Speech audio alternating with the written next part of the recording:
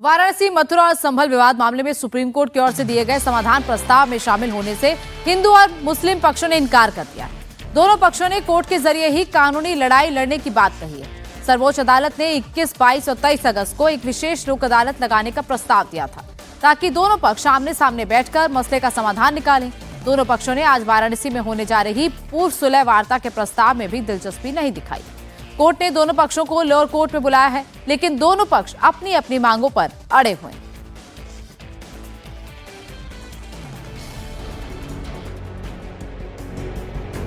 काशी, मथुरा और संभल विवाद कैसे निकलेगा समाधान? सुप्रीम कोर्ट का मध्यस्थता का प्रस्ताव दोनों पक्षों ने ठुकराया।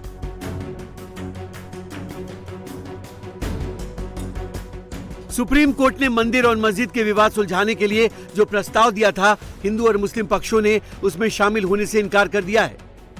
दरअसल सुप्रीम कोर्ट ने वाराणसी के ज्ञानवापी मस्जिद, मथुरा के श्री कृष्ण जन्मभूमि शाही ईदगाह और यूपी के संभल जामा मस्जिद विवाद के सभी पक्षकारों को पत्र भेजा था और उनसे सहमति मांगी थी, जिसमें supreme court action for mediated adjudication and disputes harmonisation across nation के तहत समझौते के जरिए समाधान तलाशने का प्रस्ताव था। इसका नाम दिया गया है समाधान समारोह। इसके लिए 21, 22 और 23 अगस्त को एक विशेष लोक अदालत लगाने का प्रस्ताव है ताकि दोनों पक्ष आमने सामने बैठकर अपनी बात रखें और आपसी सहमति से मसले को सुलझाने की संभावना पर चर्चा करें। 3 दिन चलने वाली इस लोक अदालत से पहले सुप्रीम कोर्ट ने आज यानी 14 जुलाई को वाराणसी में पहली पूर्व सुलह वार्ता का भी प्रस्ताव दिया है, जिसमें दोनों पक्षों को दोपहर 2 बजे अपने अपने वकीलों के साथ निचली अदालत में मौजूद रहने को कहा गया है। लेकिन ज्ञानवापी अंजुमन इंतजामिया मसाजिद ने सुप्रीम कोर्ट के प्रस्ताव को सिरे से ठुकराते हुए कहा कि कमेटी की तरफ से कोई भी मीडिएशन में नहीं जाएगा, वो इसकी कानूनी लड़ाई लड़ने को तैयार है। 14 तारीख को तो आम सहमति के आधार पर बातचीत होनी है। 21, 23 और 25 अगस्त को एक लोक अदालत बनाई जा रही है। लोक अदालत में निस्तारण होगा, जिसमें ये ज़रूरी नहीं है कि ये बाध्यकारी भी नहीं है, और हम लोगों ने यह निर्णय लिया है कि इसमें किसी भी स्तर पे हम लोग इस बातचीत में शामिल नहीं होंगे। उधर बातचीत के प्रस्ताव पर सुप्रीम कोर्ट का लेटर मिलने पर हिंदू पक्षकार भी समझौते के लिए तैयार नहीं है। सुप्रीम कोर्ट से हमको 3 नोटिस आई है मेरे पास। तीनों में मतलब पहले दिन हम लोग को सुप्रीम कोर्ट बुलाया गया था, हम लोग वहाँ पे नहीं गए थे, समझौता करने के पक्ष में हम लोग नहीं हैं। और चूंकि सुप्रीम कोर्ट का आदेश है, यहाँ पे मेडिएशन मतलब समझौता के लिए आया है, तो भैया हम समझौता क्यों करेंगे? वो तो हमारे आराध्य का मंदिर है, हम लोग का आराध्य का मंदिर, हम लोग तो अपना आराध्य का मंदिर लेके ही रहेंगे। हम लोग मंदिर लेके रहेंगे, बनवाएंगे, उसमें पूजा पाठ करेंगे, रुद्राभिषेक करेंगे। ये लोग अपना समझौता अपना जमीन के मंदिर के बदले जमीन मांग रहे हैं, तो सुप्रीम कोर्ट से, भारत सरकार से मांगे, हम लोग से क्यों मांगे? हम लोग किसी भी कीमत पे हम लोग समझौता नहीं करेंगे। ज्ञानवापी विवाद पर हिंदू पक्षकारों ने क्लियर कर दिया कि वो पूरी मस्जिद पर दावा करेंगे, क्योंकि वो मंदिर है और वहाँ मंदिर होने के 308 सबूत मिले हैं। कि हम माननीय न्यायालय के सामने यह कहेंगे कि ज्ञानवापी मंदिर हमारा है, मुस्लिम समाज इस पर से अपना अधिकार हटाए ताकि हम उस भव्य मंदिर का निर्माण कर सकें। कैसे दावा कर रहे हैं आपकी ज्ञानवापी जो है वो मंदिर है और आप लोगों का है?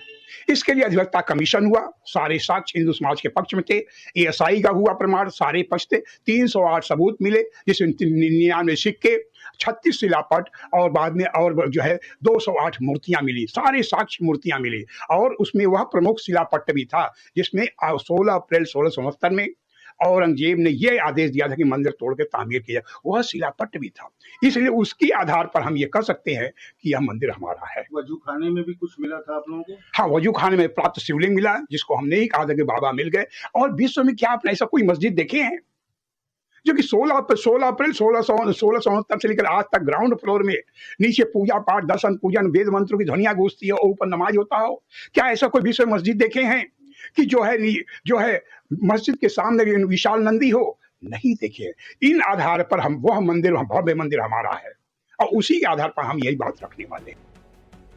सुप्रीम कोर्ट के प्रस्ताव पर all India Muslim personal law board ने कहा है कि ऐसे मसलों का हल मेडिएशन से निकलने की उम्मीद नहीं के बराबर है। पर्सनल लॉ बोर्ड के सदस्यों ने कहा कि जब भी समाधान के लिए मध्यस्थता की जाती है तो उसमें मुस्लिम पक्ष पर अपना दावा छोड़ने का प्रेशर बनाया जाता है। इसलिए बातचीत में शामिल होने के बजाय मुस्लिम पक्ष सुप्रीम कोर्ट तक अपने हक की लड़ाई लड़ेगा। तो ये जो कोशिशें होती है आउट ऑफ कोर्ट सेटलमेंट की, कोर्ट करता है कोशिश, लेकिन इसमें आम तौर पे मुस्लिम फरीक पर ही दबाव बनाया जाता है कि साहब आप जो है वो अपनी ज़मीन से दस्तबरदार हो जाएं, दूसरे के लिए ये आस्था का इशू है, फलां है। तो ये जो कोशिशें होती है आउट ऑफ कोर्ट सेटलमेंट की, कोर्ट करता है कोशिश, लेकिन इसमें आम तौर पे मुस्लिम फरीक पर ही दबाव बनाया जाता है कि साहब आप जो है वो अपनी ज़मीन से दस्तबरदार हो जाएं, दूसरे के लिए ये आस्था का इशू है, फलां है। देखिए, जहाँ तक मथुरा का ताल्लुक़ है, 1968 में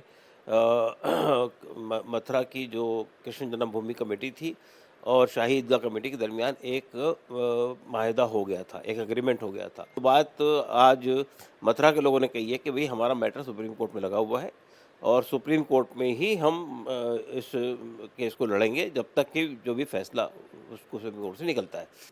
पहली बात तो मुझे इस बात का अफसोस है कि शुरू में बात चलती थी सिर्फ अयोध्या की बाबरी मस्जिद और राम मंदिर की बात चलती थी। उसके बाद फिर ये बात 3 तक चली गई, ये काशी और मथुरा इसमें शामिल हो गया। अब काशी मथुरा के बाद अब इसमें संभल शामिल हो गया। भोजशाला पे जो फैसला आया है वो आपके सामने है।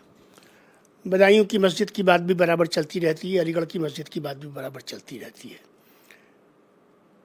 जब आप बैठते हैं तो बैठने के लिए एक माहौल बनाना पड़ता है और उस माहौल में कहीं ना कहीं दोनों को एक भरोसा चाहिए होता है। इस वक्त इन तमाम इश्यूज़ को लेके जिस तरह के फैसले आए हैं, जिस तरह से ये बात बढ़ती चली जा रही है, जिस तरह से कई जगहों पर मस्जिदों को मुनज़्ज़म किया गया है और अदालत का फैसला अपनी जगह है। बातचीत का मतलब वन साइडेड सबमिशन और सरेंडर नहीं होता।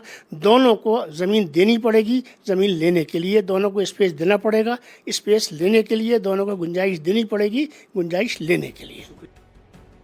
सुप्रीम कोर्ट आज मध्य प्रदेश के भोजशाला मामले से जुड़ी सभी याचिकाओं और अर्जियों पर भी सुनवाई करेगा। साथ ही सर्वोच्च अदालत में संभल जामा मस्जिद विवाद पर भी सुनवाई होगी। मस्जिद कमेटी ने इलाहाबाद हाईकोर्ट के उस आदेश को चुनौती दी है जिसमें हाईकोर्ट ने संभल में विवादित इमारत के सर्वे कराने के लिए एडवोकेट कमिश्नर की नियुक्ति के निचली अदालत के आदेश को सही ठहराया था।